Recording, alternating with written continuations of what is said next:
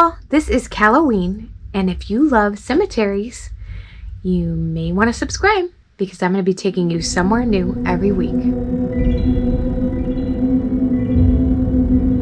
Today we'll be heading to the Palmetto Cemetery, not to be confused with the Old Palmetto Cemetery, which we visited last week, but this will be the Palmetto Cemetery, a pioneer cemetery just down the street from the Old Palmetto Cemetery. This cemetery was established in 1910, a beautiful cemetery. Let's go check it out. Enjoy. We're here at the Palmetto Cemetery, just down from the Old Palmetto Cemetery, not far from it, so we figured we'd stop by. Let's go in and see what we can see.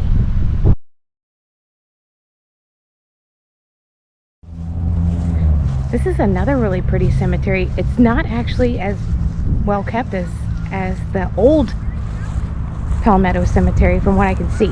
I think it just needs a grass cut. That's about it. It's not crazy. It looks great.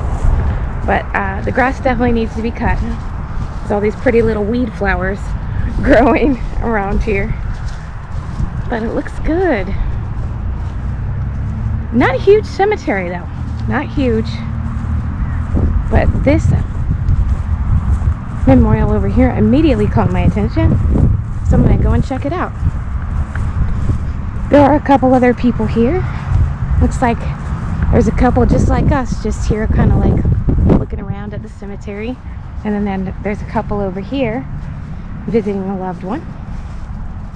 But look at this. It's a whole arbor memorial. That's really pretty. It's done tastefully. That just caught my eye coming in. Let's see here.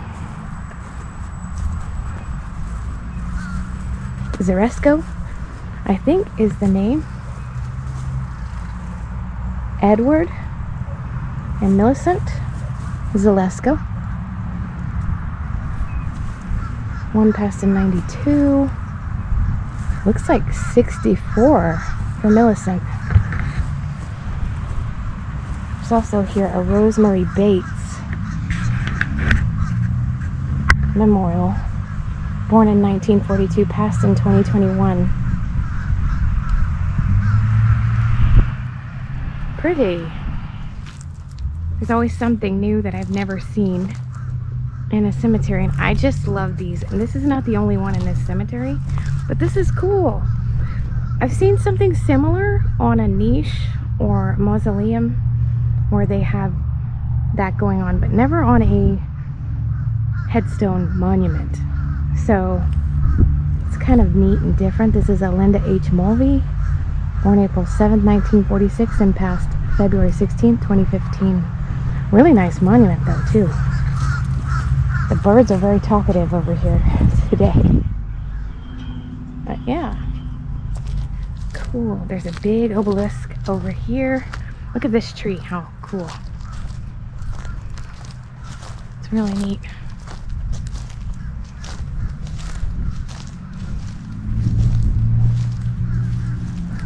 That is so cool. There's an A.L. Calhoun here. That is likely a misplaced headstone.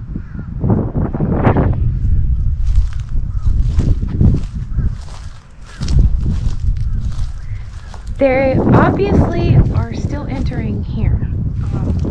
The whole right side of the cemetery over there are newer memorials. And when I say newer, I generally mean like 1950s and up to current. But the ones that really capture me are the old ones from the early days. Look at this one, 1918. Elizabeth Miller, DAU. Daughter, I guess that means daughter of Mr. and Mrs. G.T. Dickey, August 14th, 1895 to June 3rd, 1918.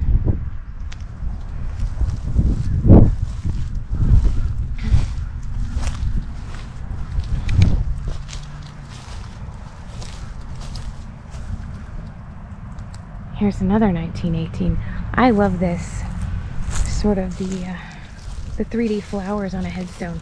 We saw some of this out at the Live Oak Cemetery, and also we saw it again in Cincinnati. But that's really pretty when they do the 3D flowers on the headstone.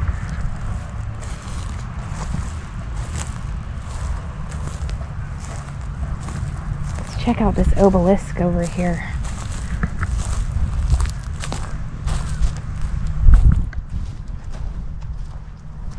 Le Grand.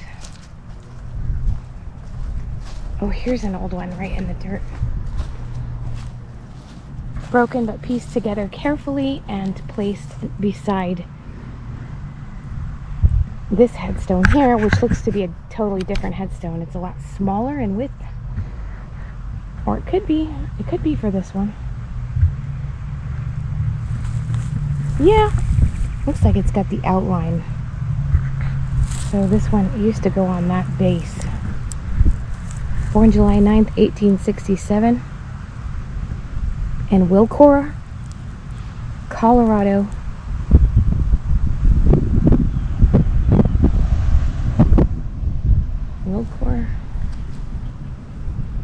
Wilcora County, Alabama. Died December 13th, 1885. You're kind of missing some of the wording here. In Manatee County, Florida, it looks like it says.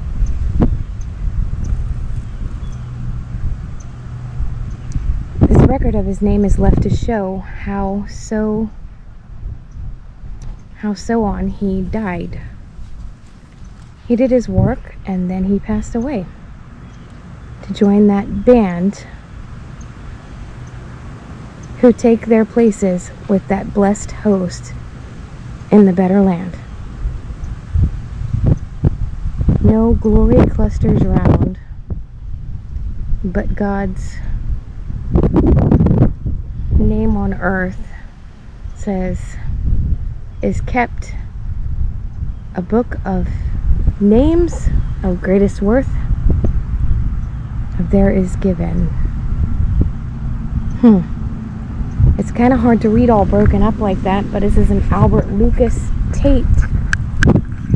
T-A-I-T. A very old headstone here.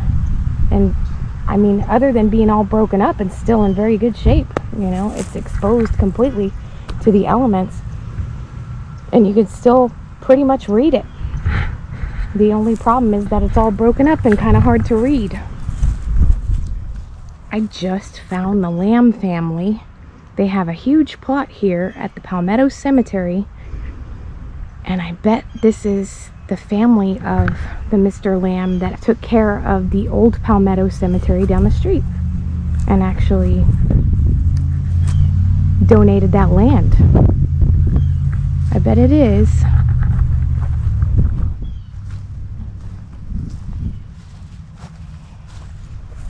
Here's Black family.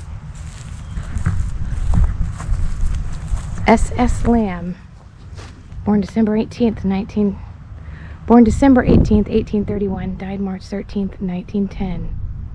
Sarah E. Lamb. I bet that's him.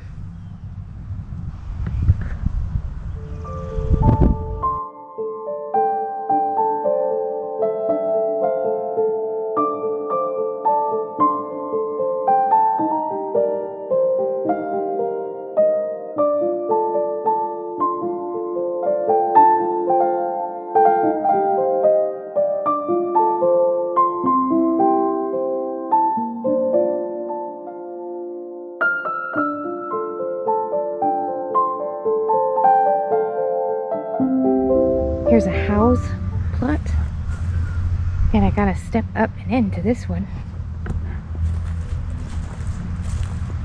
Howze, H-O-W-Z-E. I guess I'm pronouncing that right, I'm not sure. Bunch of them here.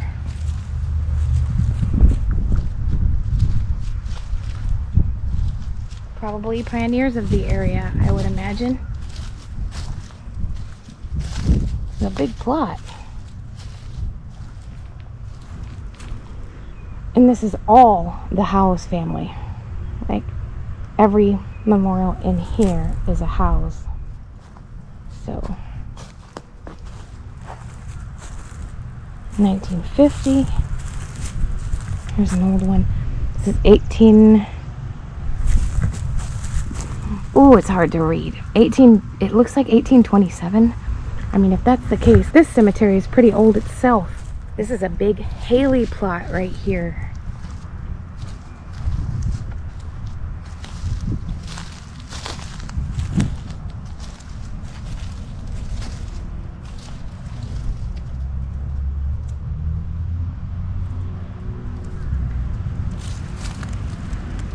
I wonder if this is the same Harllee family that James A. Harllee Veterans Hospital is named after.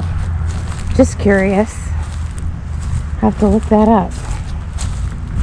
But it's a big Harllee plot. All of these are Harlees right here.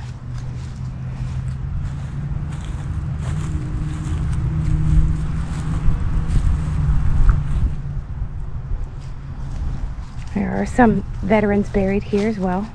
Over here next to the Harlees, we have a Parrish family plot. So these are the old pioneers and first settlers of the Palmetto area, I would imagine, in these two cemeteries.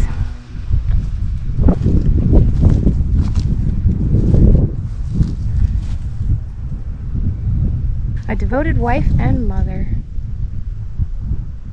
I have fought a good fight, have finished my course. I have kept the faith.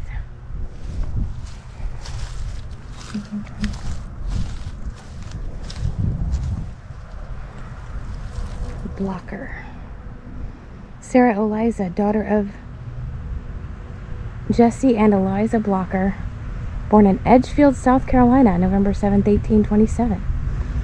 Married to Dr. Augustus Willett, another name I've seen in this cemetery, and I think the other one as well. May 27th, 1847, died at Palmetto, Florida, May 8th, 1909. Rowlett is a name here too. Here are some more Rowletts. All of these here. Now we're getting into the meat and potatoes.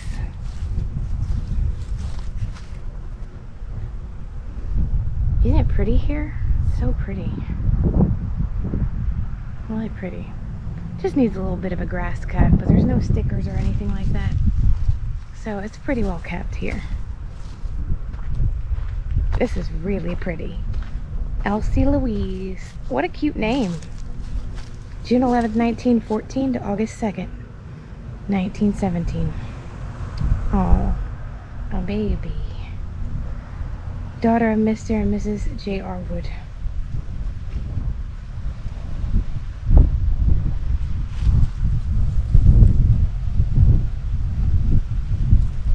That's really pretty. This is a really beautiful memorial here. It's a James Hurst Toft, born July 27th in 1871 at Duckenfield, England. Died May 6th, 1946. Gone but not forgotten.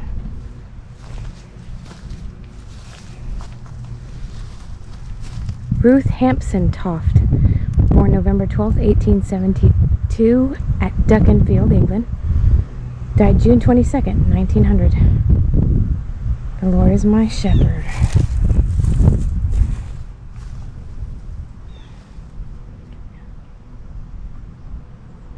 And Elizabeth Toft, born Duckenfield, England, February 1st, 1850, died March 8th, 1925. Why mourn the gaps which years have made? Why grieve for the departed?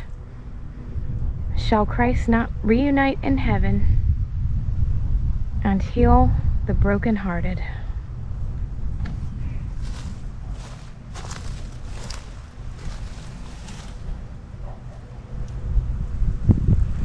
Our darling, in memory of Ruth Elizabeth Toft, born November 14th, 1898, died September 28th, 1905. children to come unto me, and forbid them not, for of such is the kingdom of heaven. That's cool. That's a memorial for 4 people. The Toft family.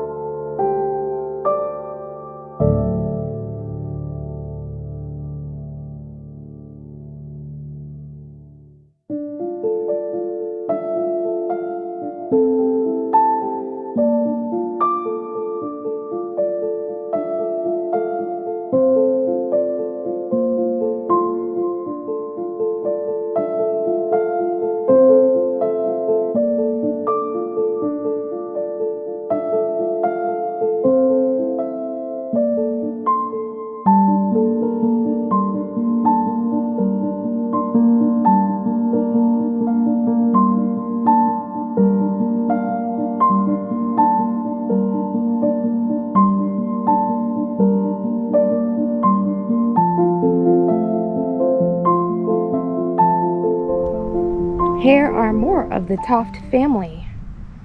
Walter Hurst Toft, Hazel Smith. So that Hurst middle name is common here in the Toft family. Hazel Marie Toft.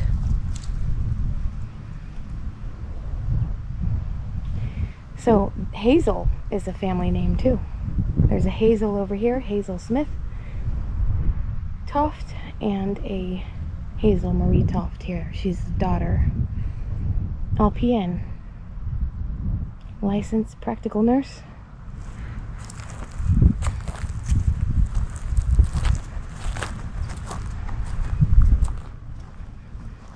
Ooh, we have here Edwards. Here's the Edwards family, which the Edwards are sprawled all throughout Florida from what I've seen. We just saw a lot of Edwards over in Crystal River, so at the Red Level Cemetery. Mother Fanny Edwards passed October 20th on my birthday, 1918.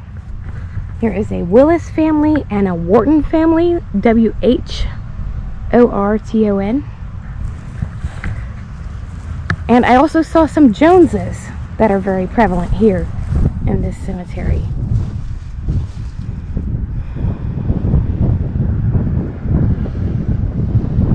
Douglas Hart, born 1882, passed in 1912. And here's another broken headstone, which again, this is actually a good sign.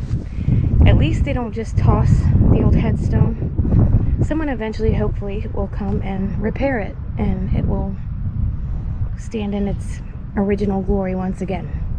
We shall see, huh?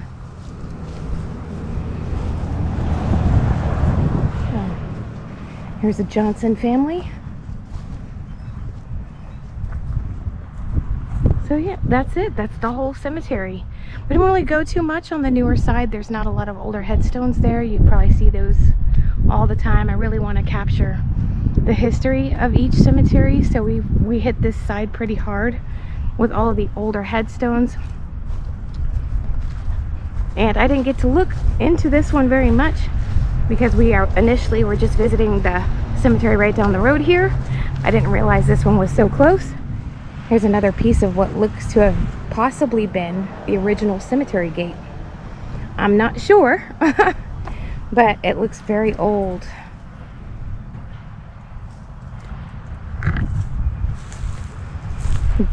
We are headed out of the Palmetto Cemetery now.